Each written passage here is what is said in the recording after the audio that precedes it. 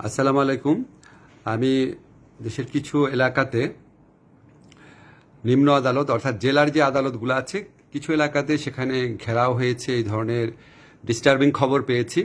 তো আমি যারা আন্দোলনকারী ছাত্র জনতা ভাই আছেন তাদের কাছে আমি একটা অনুরোধ করব, কোনো অবস্থাতেই জেলার কোনো আদালতে কোনো ধ্বংসযজ্ঞ বা নাশকতামূলক কাজ করবেন না, এবং সেখানে ঘেরাও করারও প্রয়োজন নাই।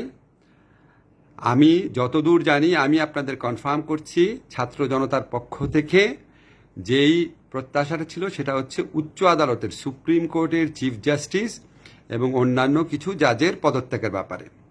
নিম্ন আদালতের ব্যাপারে তাদের কোনো কর্মসূচি নাই, এবং এটা ভুল করে বা না জেনেই কেউ বলে দিতে পারে, কিন্তু আমি আপনাদের কনফার্ম করছি এই ধরনের কোনো কর্মসূচি অ্যাটলিস্ট আপাতত নাই।